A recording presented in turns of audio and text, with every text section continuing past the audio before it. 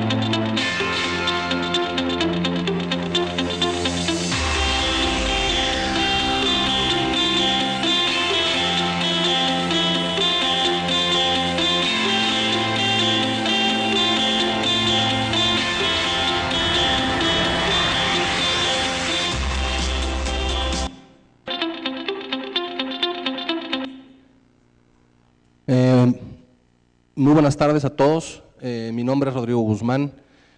Muchas gracias, Francisco, por invitarme por segunda ocasión a mi universidad. Yo soy un gran orgulloso de esta universidad. Creo que los alumnos de este centro de estudios tienen una característica particular y hace que en general sea gente exitosa. Muchas gracias por invitar. Les voy a explicar un poco lo que hace Mexichem. Como ya veíamos, Mexichem hace muchas cosas en el mundo, es quizá la multinacional mexicana más grande. Operamos en 35 países en el mundo, tenemos alrededor de 120 plantas, tenemos 18,000 trabajadores. Decimos que somos quizá la multinacional más grande en número de operaciones, pero no solo por eso. Como comentaba en la mañana, Mexichem, lo más importante dentro de la compañía es su gente. Tenemos 18,000 trabajadores, solo 3,000 trabajadores de los 18,000 están en México, el resto son trabajadores en el resto del mundo. Tenemos operaciones prácticamente en América Latina, en toda América Latina, en Estados Unidos, en Europa, en Asia, en Sudáfrica y tenemos una pequeña operación en Oceanía.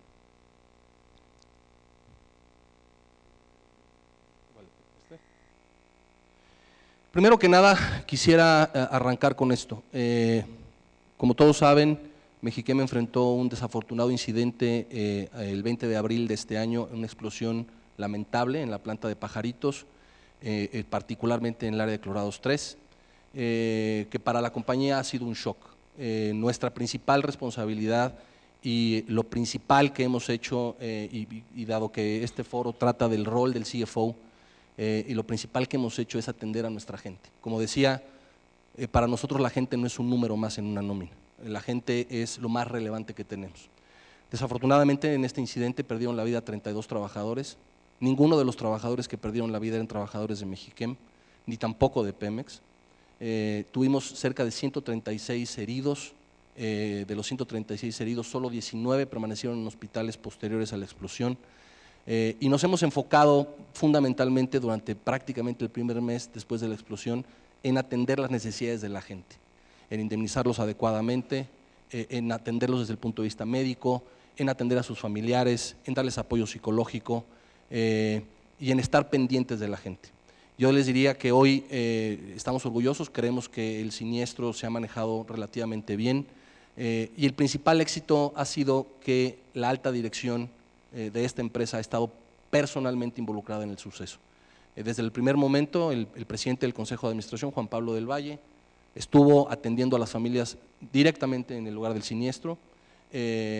Antonio Carrillo, el CEO, también estuvo directamente. A mí me tocó liderar digamos, el equipo que quedó a cargo del negocio en la Ciudad de México, atendiendo a todos los stakeholders, analistas, inversionistas, fondos de inversión, bancos, autoridades ambientales, autoridades de salud, proveedores, clientes, consejeros, funcionarios de la compañía, en fin. Y creemos que bueno, el asunto ha ido bastante bien y no quería dejar pasar esta oportunidad para, desde luego, para decir que Mexichem está comprometido con su gente primero que nada y posteriormente veremos qué sucede con el negocio. Pero básicamente el mensaje aquí es una situación dolorosa. Mi rol como CFO aquí ha sido, prácticamente yo tengo a mi cargo el control del riesgo, que es un riesgo bastante grande, hay riesgo de todos tipos, y bueno, pues vamos, digamos, caminando. Mexichem es una compañía que comenzó en 2003 con 2 países, hoy estamos en más de 30, como ya comentaba, empezamos con 10 plantas, hoy tenemos 120 plantas o más de 120 plantas, empezamos con un centro de investigación y desarrollo, hoy tenemos 16, cerca de 1,800 empleados en 2003, hoy tenemos 18,000 trabajadores, con un ingreso de 312 millones de dólares anuales en 2003, que ha incrementado 17 veces hasta 5,500 millones de dólares, una EBITDA de 50 millones de dólares, que hoy es de casi 900 millones de dólares, y un market cap de 167 millones de dólares, que hoy es más de 4 billones de dólares. Esta compañía, en los estándares de la Bolsa de Nueva York, se consideraría un large cap. Mexichem está compuesto por lo que llamamos 2 cadenas de producción, aunque reportamos 3. La cadena de producción de flúor, estamos desde la extracción de fluorita de la mina más grande del mundo, que está en México, en San Luis Potosí. En esta mina proveemos el 20% de la necesidad de fluorita del planeta. El flúor es un mineral que sirve para producir gases refrigerantes, entre otras cosas. Todos los gases refrigerantes de los automóviles en el mundo se hacen con fluorita y los gases refrigerantes, digamos, de los aires acondicionados y muchas otras aplicaciones. En la otra cadena, que es la cadena, le llamamos cadena de etileno, porque la base de la producción es, además del etileno, es la sal. Estamos integrados desde la sal, extracción de sal, tenemos minas de sal, hasta la producción de PVC. Y la parte de Fluent, esa es la parte de vinilo, y la parte de Fluent adquiere de la parte de vinilo la materia prima, que es el PVC, para producir tubería de PVC y todo tipo de aplicaciones en el PVC, desde tinacos, por rotomoldeo, tuberías, excusados, y en esta operación es donde la compañía es más grande, es donde prácticamente tiene la totalidad de las plantas. En esta operación estamos en América Latina, en toda América Latina, en Estados Unidos, en Europa y algunas operaciones en Sudáfrica, como decía antes, en Oceanía. Mexichem empezó siendo una petroquímica. Hoy en la Bolsa Mexicana de Valores estamos clasificados dentro de la petroquímica. Sin embargo, hoy ya no dependemos tanto de la petroquímica. Hace algunos años teníamos una concentración importante en commodities, pero hoy más del 53% del ingreso de la compañía es ingreso proveniente del negocio de retail, de producción de tubería de PVC y todos los derivados del PVC y la venta de estos productos. A nivel EBITDA, utilizantes de impuestos, depreciación y amortización, es básicamente igual. Empezamos teniendo un 33% en esa cadena y hoy tenemos cerca del 45%. Menciono esto porque esta es una de las funciones que yo hago dentro de la compañía. En últimas fechas, y dada la volatilidad del precio del petróleo, el precio de la acción de Mexichem osciló prácticamente con una correlación de 1 respecto del precio del petróleo. Y la razón es que los inversionistas en el mundo lo que hacen es toman decisiones en función de industrias y toman decisiones en función de comprar o vender acciones en función de industrias, y una persona que está en Hong Kong, cuando el precio del petróleo empieza a oscilar y a tener volatilidad, toma la decisión de vender y genera esto. Nuestro ROE ha ido creciendo, como decía, nuestro foco hoy es aquí. Tenemos un ciclo alto de CAPEX, también es parte de la función del CFO el control del CAPEX. Y este es prácticamente el foco hoy de Mexichem. Estamos en todos los países mencionados aquí. Nuestro modelo de negocio está centrado en estos países, y ese es el modelo de negocio en general, y eso es lo que es Mexichem hoy. Bueno, yo también dar las gracias al ITAM por invitarnos a platicar con ustedes. Es la primera vez que me toca venir al ITAM a una charla. Soy igual que Rodrigo, un orgullosísimo itamita. Me siento en casa. Si vieran mi oficina, hay un par de cosas que me describen, y dos de esas son 2 tazas orgullosísimas que tengo ahí del ITAM. Entonces, padrísimo estar aquí y poder platicar con ustedes un poco. Con respecto a City Express,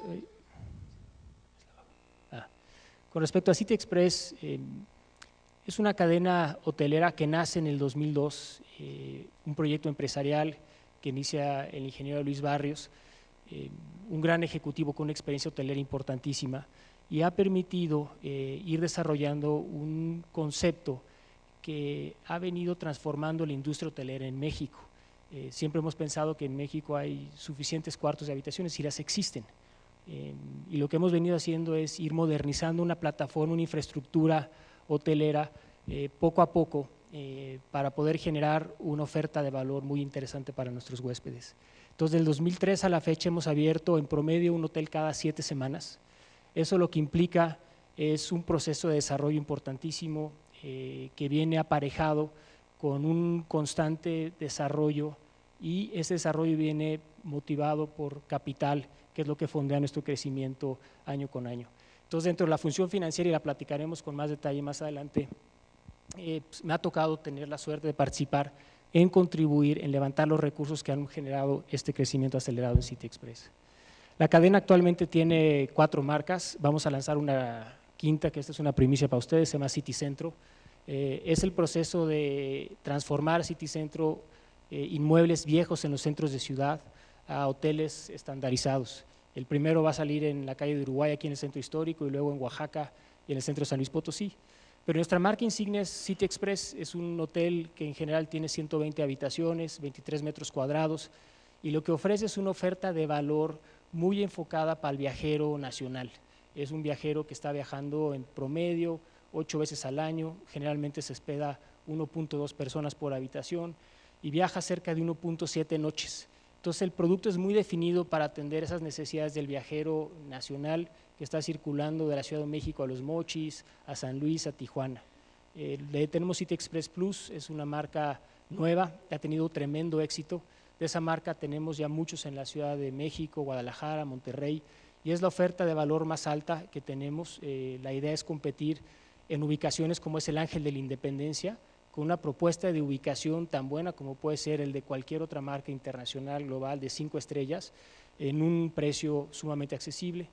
City Junior es nuestra marca más económica, diseñada para esos viajeros que tienen presupuestos más limitados, pero ofreciéndoles simultáneamente una propuesta de hospedaje con estándares internacionales de calidad. Y City Suites son prácticamente departamentos de larga estancia para viajeros que lo que están buscando son estancias de 15 días, un mes en muchas ocasiones o para familias. De esta manera, con estos 4 productos, 5 productos con el City Centro, logramos atender a la gran mayoría de los viajeros nacionales. Esos viajeros que antes no tenían una marca en cual descansar de una forma consistente y buena, y por eso hemos podido penetrar el mercado de una forma muy importante. Aquí hay algunas fotos de los hoteles, las voy a pasar un poco rápido, pero lo que es interesante es que en este proceso de City Express, la cadena básicamente ha pasado a ser la tercera cadena más importante en el país, muy por arriba de compañías globales como puede ser Marriott, como puede ser Hilton o Wyndham. Y en lo que es la categoría del viajero de negocios, sin duda ya somos la compañía que tiene más unidades hoteleras en el segmento. Eso es un orgullo importantísimo y lo hemos venido creciendo no solamente porque la economía del país crece y crece fuerte, es muy importante lo que ha pasado en el país, en el interior del país particularmente, sino también porque sustituimos mucho de ese inventario viejo que estaba ahí distribuido y hemos podido a través de este desarrollo sustituir otra vez cuartos a una plataforma moderna de hospedaje. Una parte importantísima de nuestro modelo de negocios es no crecemos nosotros geográficamente desde el punto de vista de visión de negocio. Nosotros crecemos buscando cuáles son los generadores del PIB que van a mover el país hoy y hacia los próximos 20 años.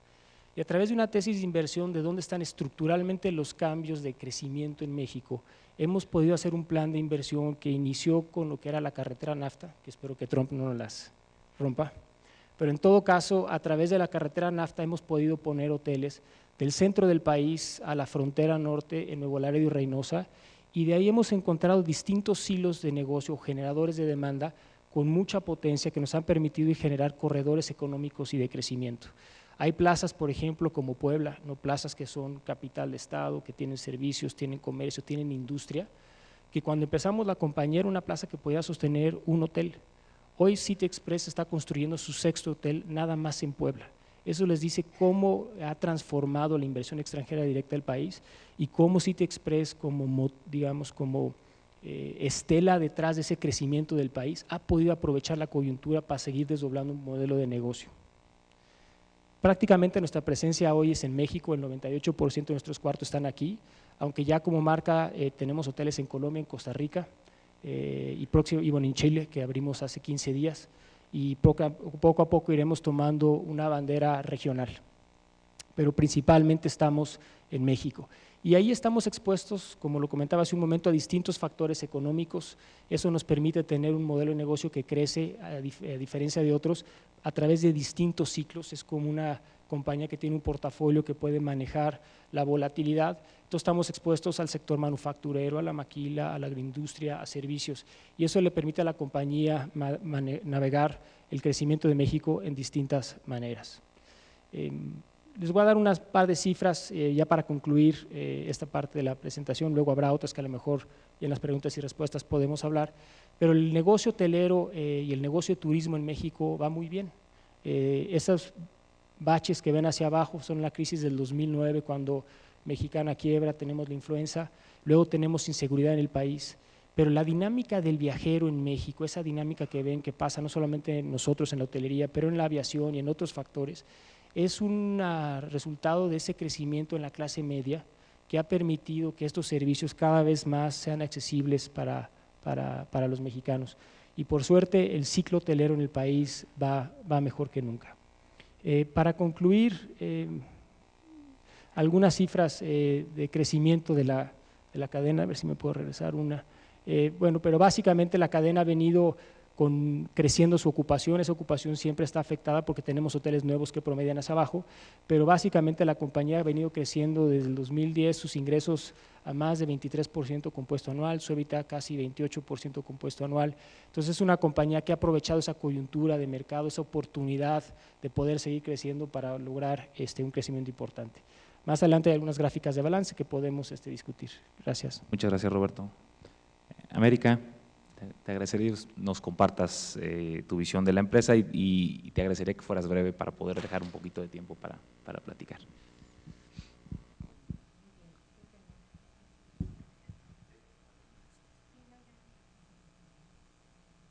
Bueno, buenos días. Agradezco yo también al ITAM, es la primera vez que participo en un panel de este tipo, en una presentación, así que le agradezco mucho a Francisco y a la institución la gentileza de haberme invitado. Para mí un privilegio estar en esta institución. Muchas gracias. Les voy a platicar un poquito, si puedo, porque… ¿El de hasta abajo? Es que pensé que era el de en medio, ¿no? Bueno, Smurfit Kappa. Smurfit Kappa es una compañía de capital irlandés. Es una compañía europea cuyo poderío económico viene de Europa desde un principio y desde principios del siglo XX. Hoy Smurfit Kappa es una compañía internacional que opera en 21 países en Europa y en 13 países en Latinoamérica. Somos una empresa de papel, de cartón, de soluciones de empaque. No solo vendemos caja y hacemos papel, sino revolucionamos el mercado del empaque en los países donde tenemos el privilegio de operar. Actualmente Smurfit tiene 41 molinos de papel que a partir de reciclado producimos rollos de papel de diferentes tipos, resistencias, etcétera.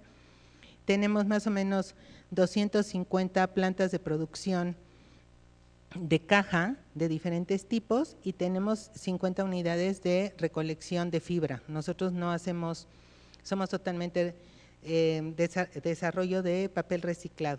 Y en el mundo tenemos 45,000 empleados. Tenemos los siguientes segmentos de mercado, lo vamos a ver muy rápido. Tenemos desde bolsas de papel y papel para escribir y para imprimir, sacos para la producción de cemento, pero también tenemos cajas de cartón corrugado, cajas plegadizas, los displays, o sea, todo lo que es papel que se elabora para proyectos de marketing de importancia relativa, y el concepto de backing box, que son los despachadores de caja, por ejemplo, para el vino y para algunas otras cosas, muy diferentes a Tetra Pak. A nivel del mundo tenemos algunas plantaciones forestales pequeñas, para producción de un determinado nivel de papel, en donde la responsabilidad fiduciaria y la responsabilidad ambiental es muy alta y están principalmente en Colombia y parcialmente en Venezuela. Estos son unos mapitas que no se ve nada.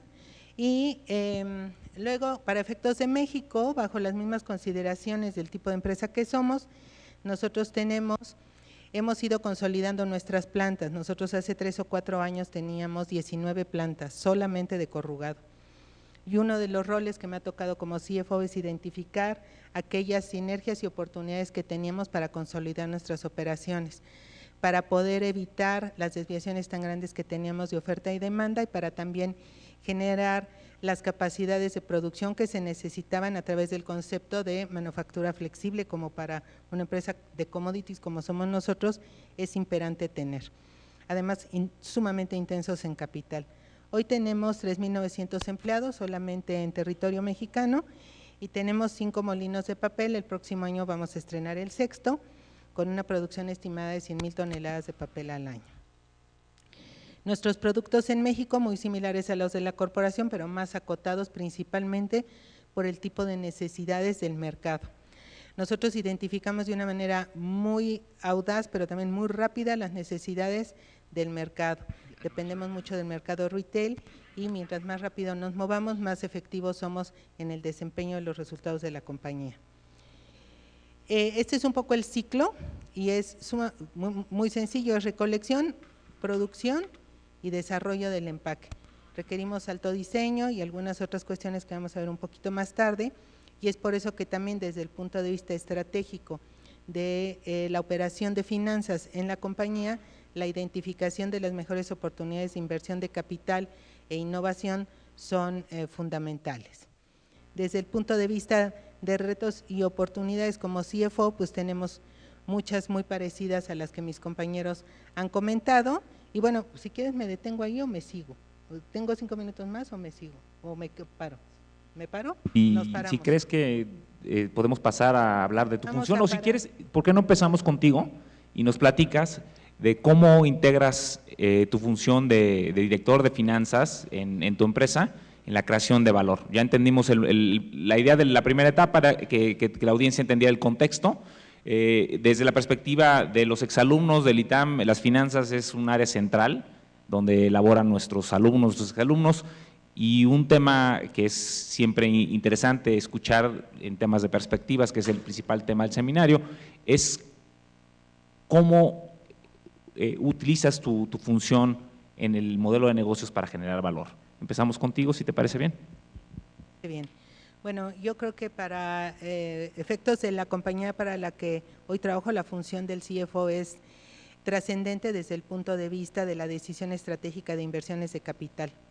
Creo que somos muy intensos en mano de obra, somos muy intensos en manufactura, tenemos un compromiso muy importante y trascendente con la seguridad, un compromiso muy importante con nuestra gente, tenemos un programa muy importante de protección y minimización de riesgos en las operaciones.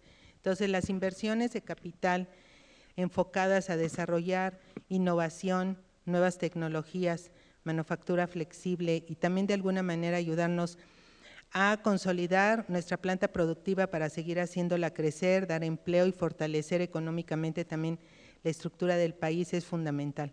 Yo creo que también hacemos mucho trabajo desde el punto de vista de generación de flujo para autofondear nuestras operaciones y minimizar los costos. Y yo creo que algo que tenemos muy importante es la parte de, independientemente de producir papel, producimos innovación, tecnología, alta gráfica y le damos a los clientes una solución de empaque. Entonces, Finanzas participa de una manera muy activa en la identificación de necesidades del mercado. También participamos muy fuertemente en lo que son posibilidades de fusiones y adquisiciones. Por las características de la compañía, crecer de manera inorgánica para nosotros es fundamental. Entonces, el elemento financiero en ese proceso creo que en los últimos años se ha vuelto fundamental. Parte importantísima de la función financiera es identificación de oportunidades de sinergias, oportunidades de crecimiento y oportunidades estratégicas de fortalecimiento de la empresa.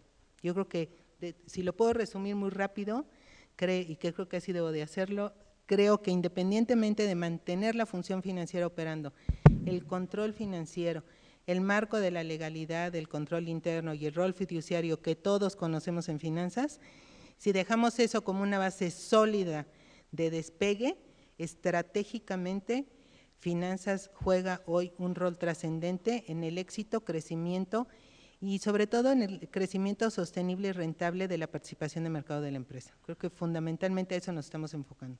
Erika, muchas gracias. Roberto, si nos puedes compartir algunos aspectos de tu función que actualmente consideras que agregan mayor valor dado el modelo de negocios que tiene. Y a lo mejor contesto la pregunta, pero con un poquito de antecedente, porque la visión del director de finanzas, lo que me ha tocado participar es una función que evidentemente tiene que cubrir bien y hacer extraordinariamente bien las funciones clásicas del director financiero, ¿no? Administración, finanzas corporativas, todos los temas de impuestos, reporteo, tesorería, planeación, pero cada vez más, y por lo menos en mi caso, el rol ha sido un rol que ha sido transformando conforme la compañía lo necesita.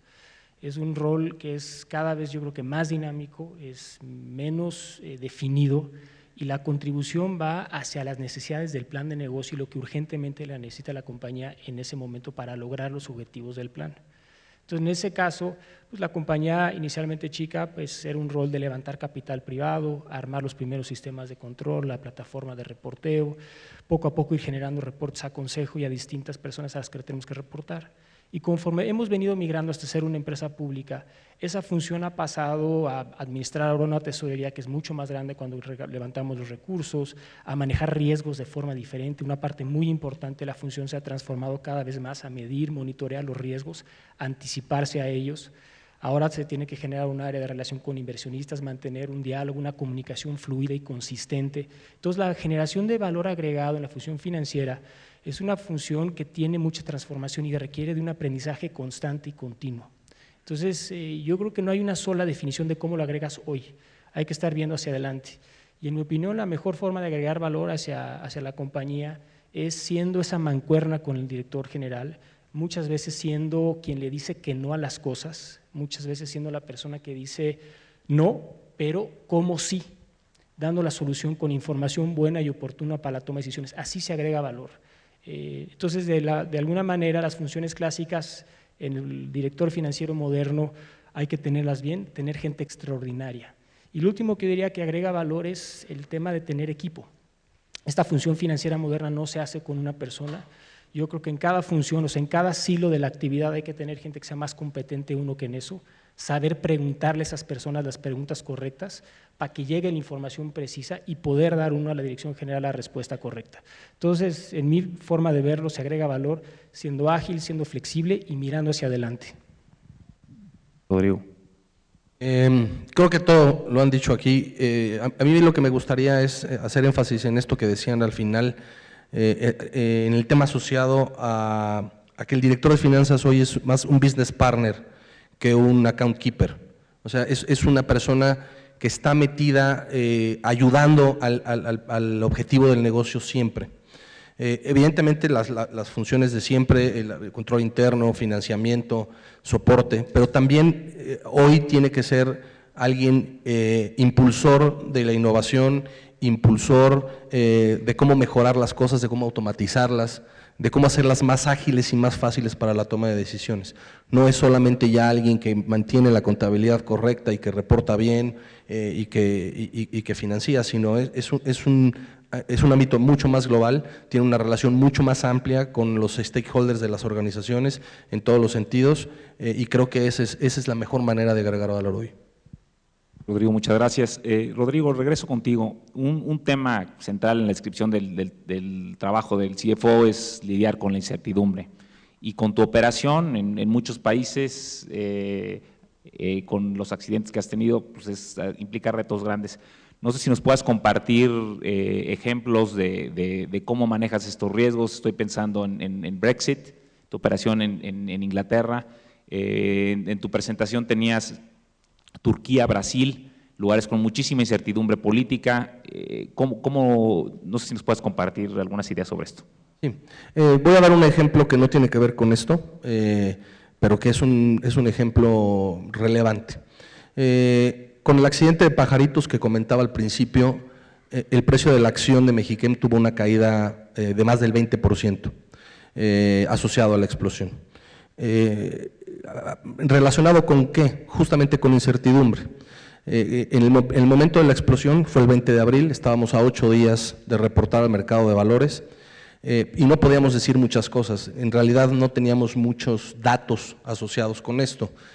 Habían empezado las investigaciones y eso hizo que la administración reportara al mercado con muchas incertidumbres. Tuvimos que dejar muchas cosas abiertas.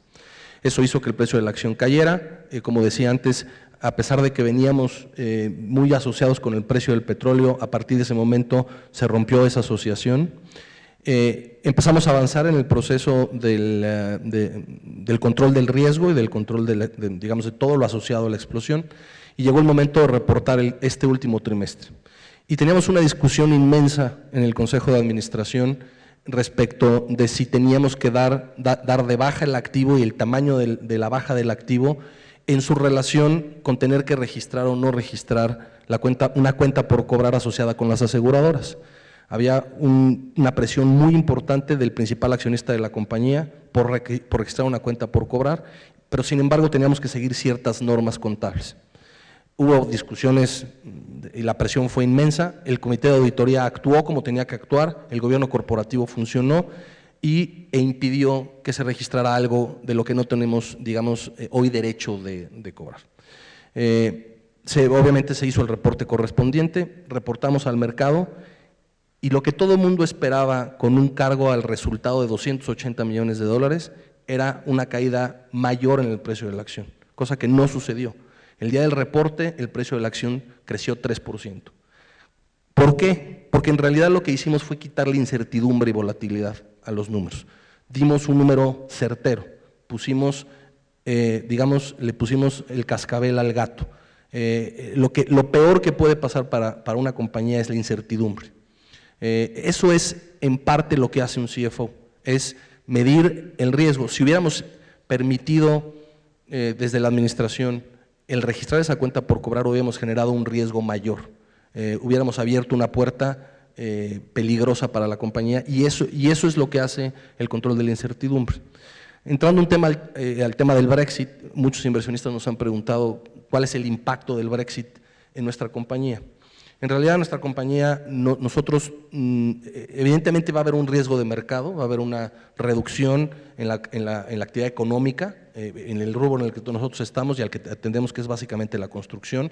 Sin embargo, nuestra compañía, en un análisis de riesgo, que es parte de la función del CFO, en realidad nosotros no importamos nada, sino que todo lo compramos dentro y todos nuestros productos se venden dentro. Quiere decir que no tenemos un riesgo cambiario, por ejemplo, no tenemos un riesgo de márgenes. Evidentemente la actividad económica se va a reducir, sin duda. Tenemos alguna otra operación en la que importamos de Estados Unidos algunos productos y los vendemos en Europa. Eso tendrá que virar, tendrá que cambiar a algún país de Centro Europa. Pero ese son el tipo de actividades que hace el CFO, justamente hacer una evaluación general del riesgo y poder mantener una comunicación lo más certera y precisa y eliminando las incertidumbres que generan este tipo de cosas y que terminan afectando el precio de la acción. Muchas gracias. Roberto, América, no sé si alguno de ustedes dos quisiera compartir con la audiencia. ¿Cómo deciden qué riesgos de los que están enfrentando actualmente mantienen en la panza o los administran con instrumentos financieros? Una perspectiva sobre los temas de la incertidumbre, viene la elección con Estados Unidos, el movimiento de tipo de cambio, el precio de los commodities que les afecta, su perspectiva. En el caso de City Express, y me imagino que se aplica en muchas compañías públicas, tenemos una disciplina, una metodología para detectar cuáles son los riesgos y cuáles son las incertidumbres. Generalmente hacemos una matriz de riesgos que le llamamos, una forma simplificada de decir cómo detectamos esto, y hay riesgos que son riesgos que defines tú que son manejables, hay otros que son asegurables, es decir, puedes mitigar ese riesgo pasándole esa incertidumbre a otra persona, todo tiene un precio, y otros riesgos que son del negocio, es decir, son simplemente por existir, y entonces los vas haciendo con una metodología, una disciplina. Eso lo que te permite es, si haces un proceso disciplinado, completo, que integre a toda la organización, es de alguna forma vertir en una forma disciplinada esos puntos que hay que atajar, y es responsabilidad de la administración atenderlos puntualmente y atenderlos de la forma más eficiente que le cueste menos a la compañía. Por poner un ejemplo, nosotros somos una empresa que tiene muchos activos fijos, tenemos muchos hoteles. Ese es un riesgo que nosotros queremos proteger, que pasara un incendio. Hay capacidad o hay instrumentos financieros que uno puede utilizar, que es un seguro para hacer algo muy sencillo, donde uno le transfiere el riesgo de esa pérdida a otra empresa que tiene un costo de capital mucho más eficiente que el tuyo, justamente para atajar ese riesgo. Habrá otros riesgos que no, habrá otros riesgos que identificas y la forma más eficiente de atajarlos es con la compañía implementando protocolos y políticas de gestión, que yo les diría que dentro del trabajo de la dirección financiera, especialmente una compañía joven y nueva, grandes de las cosas que hay que hacer, o de las más importantes, es justamente hacer políticas y procesos. Las políticas porque marcan en la cancha y la referencia de donde uno está parado, y eso es fundamental conocer, así la gente puede jugar dentro de la cancha de forma libre y no salirse. Y luego los procesos, porque los procesos permiten medir, y si uno puede medir, entonces puedes monitorear y perfeccionar y mejorar. Entonces, en ese sentido, hacer una matriz de riesgos y administrarlos internos o tercerizarlos.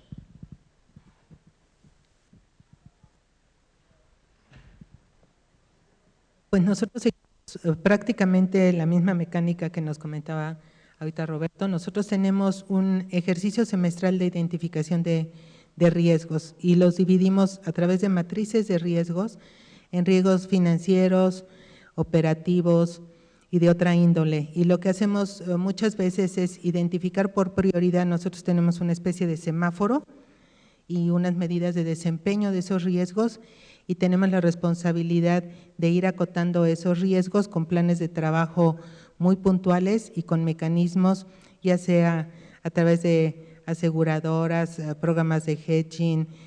Nosotros tenemos un programa de manejo de commodities como el gas, por ejemplo, en donde nosotros somos grandes consumidores de gas y la volatilidad de todos esos tipos de variables también para nosotros tiene un impacto muy importante en la operación y en el control financiero. Tenemos también políticas de seguridad legales muy importantes y que permiten muchísima flexibilidad en la operación, pero al mismo tiempo controlan la operación. Entonces creo que el modelo se parece mucho. Muchas gracias. Un poco hablando de perspectivas, las nuevas tecnologías, ¿cómo están cambiando su forma de operar? No sé si alguno de los tres quisiera compartir cómo las nuevas tecnologías están cambiando su job description, digamos, en los últimos años. La tecnología en el mundo de hoy en general es un tema, o estás dentro o no estás. La tecnología cambia muchas maneras de operar. Hoy por hoy, en la medida en la que tú puedas tener una automatización tecnológica mucho mayor y puedas tener datos con los cuales tomar decisiones, vas a ser mucho más ágil en la toma de decisiones. El mundo de hoy es un mundo en donde la agilidad juega un papel preponderante. El hecho de contar con tecnologías que te permitan eso, de medir, por ejemplo, el nivel de ventas en línea en un país como Turquía o en otro país del mundo, o cómo se está moviendo el mercado, con qué velocidad tu negocio responde a las condiciones del mercado local, te hacen obviamente ser mucho más ágil y tomar decisiones mucho más fácil. Y eso, básicamente eso es en lo que transforma la tecnología a este mundo. Hoy lo ha transformado así, ha hecho un mundo mucho más ágil con tomas de decisiones mucho más aceleradas.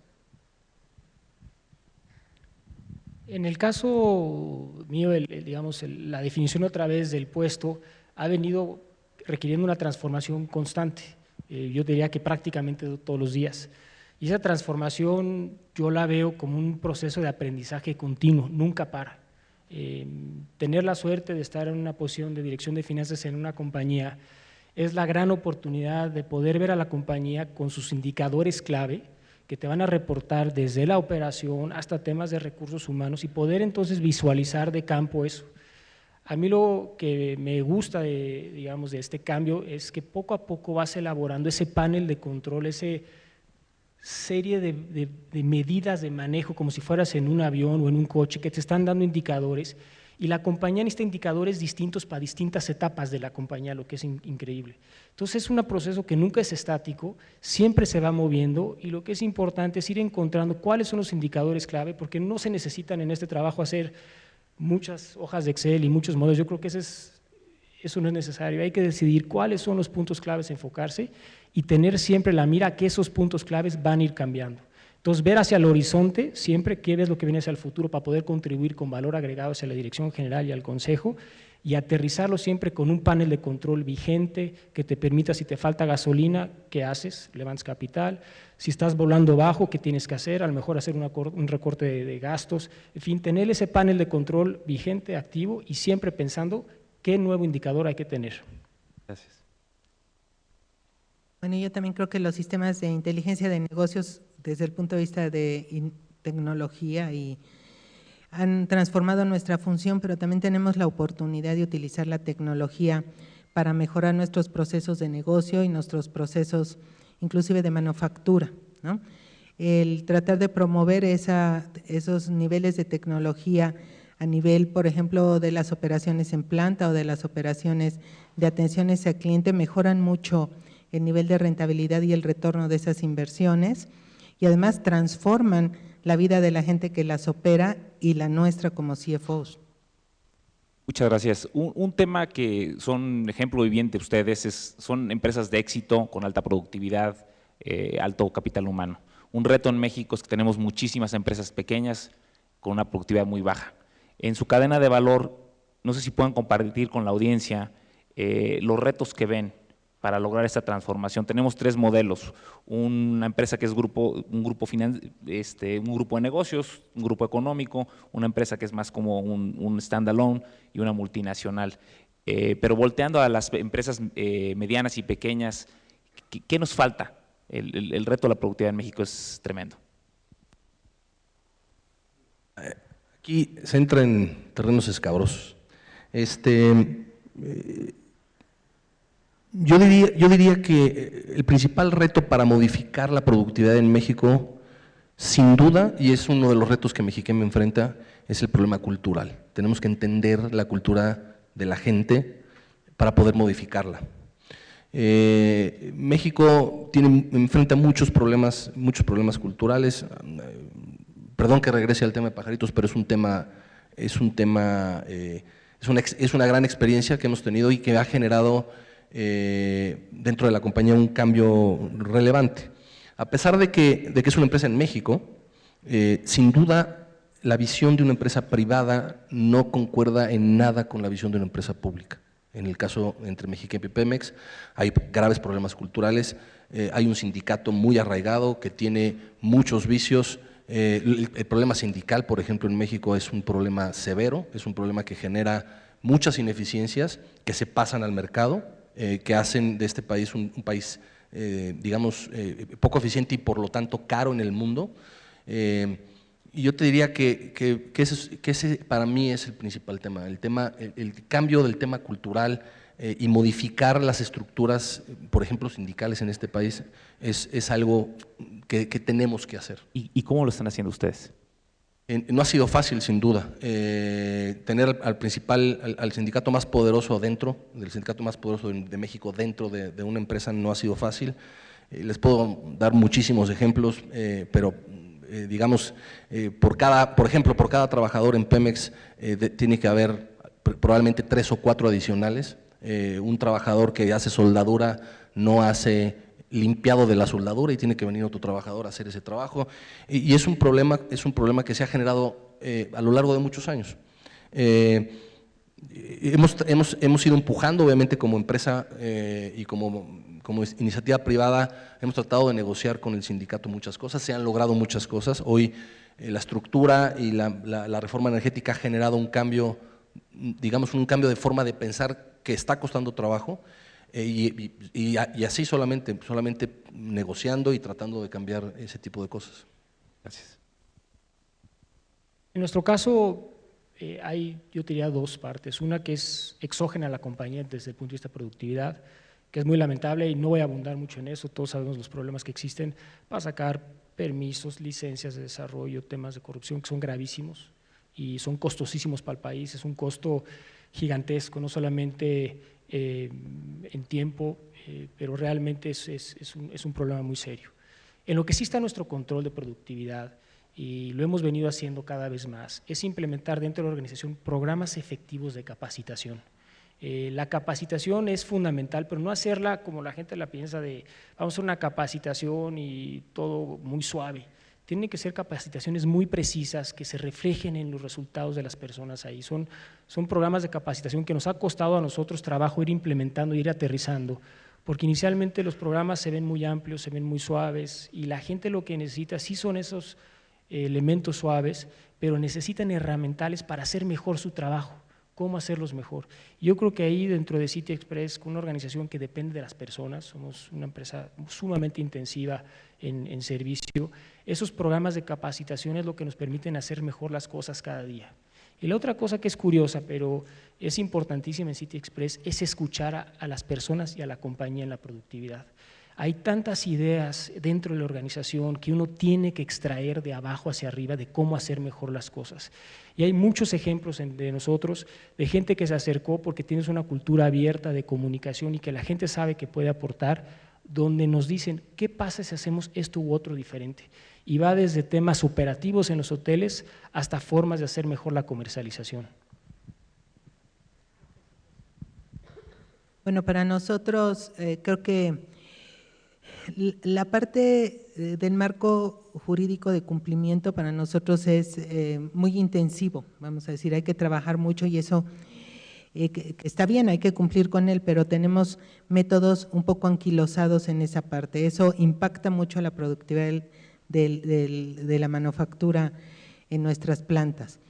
Internamente lo que nosotros hacemos para mejorar nuestra eficiencia, nosotros tenemos establecidos programas de mejora continua, que se importaron desde la filosofía de los japoneses en Toyota y hemos ido evolucionando esa metodología de trabajo. Participan prácticamente todos los trabajadores administrativos o todos los trabajadores de planta contribuyen en esos programas. Tenemos un programa de puntos que también eso incentiva mucho que la gente ayude a mejorar la productividad. Y la otra cosa que incentiva mucho la productividad de las plantas es la transformación tecnológica y del enfoque del entrenamiento que le estamos dando a la gente, no solamente en operación de máquinas y equipos, sino en el entendimiento de qué es lo que persiguen ellos en el momento de manufacturar un producto que alcanza a un cliente. Esa parte desde de afuera hacia adentro nos impacta mucho en crear una cultura de competencia, de calidad y de ser esenciales para el éxito, no solo de la compañía, sino del mercado. Eso también ha tenido un impacto importante en el sistema de capacitación de la empresa.